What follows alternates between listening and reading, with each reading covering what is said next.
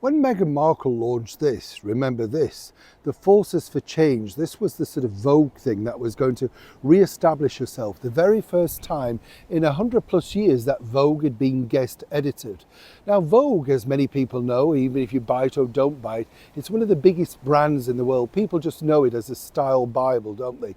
But of course many of us, let's be honest, we never buy anything. We just like looking at the pictures. And now I would say it's just full of ads, more so than ever. But that's the thing, isn't it? You know, you might have a look at it for free, but you wouldn't necessarily buy it. And as I've said many times here on the show, in the studios, they used to have these sort of areas where they put free magazines, and nobody ever picked it up because it was simply too big. That was the problem, you know, and too heavy to cart around.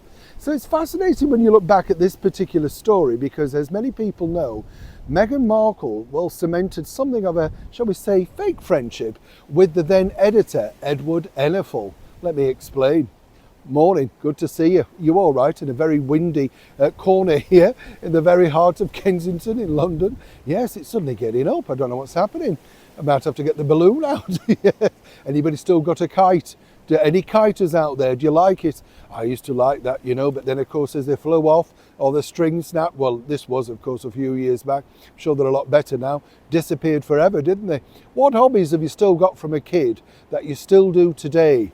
I know, I bet you, pogoing, don't be ridiculous. Do you remember that? You'd break your hip now, wouldn't you? Be off the shot on that one. And a spinning top, do you remember all of those sort of things? People might say, oh Neil, you're not old enough, but you know, you got toys passed down from you, didn't you then, you know? It's not like today where you go to Smith's Toys or Toys R Us and it's all top of the range. People just borrowed other people's toys, didn't they? I remember the pogo stick. Do you remember clackers? Yeah, well, it was no need to be rude. Yes, I know you almost broke your own fingers, didn't you? Just let's not go there. Let's get back to your royal story of the day. Now, this story, as I say, is a fascinating one because, as we all know, Meghan Markle decided that she was going to be an entrepreneur.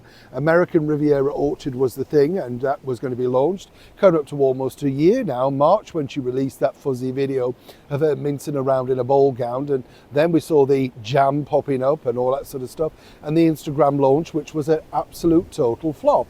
And then it was decided that, well, basically she needed somebody to run it. Anybody, yes. I told you I put my CV in, never heard back, can't think why.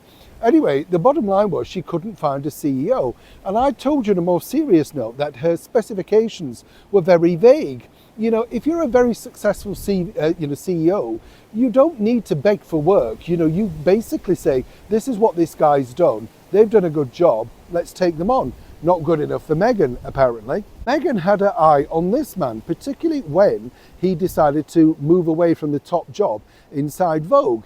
Edward Enninful had been there, and of course he was instrumental in bringing Meghan in, and they were the best of chums over steaming cups of mint tea, if you remember. Got on very well.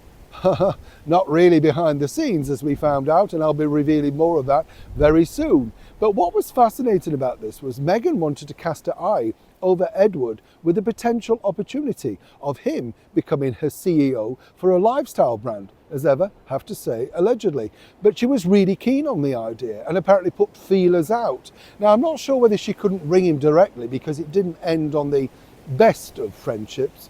You get the picture. But of course, if suddenly Edward found himself at a loss and maybe needed a new job, what better than teaming up with the former royal, the Duchess of Sussex? Seemingly though, Meghan, or he, never managed to get it together. But Meghan herself felt that he had the impetus, you know, the foresight to turn her idea, her brand, into a major success. Either way, she was holding out a long time before apparently even she relented with the idea that he wasn't going to return back. Interesting, don't you think? Neil Sean in the very heart of Kensington.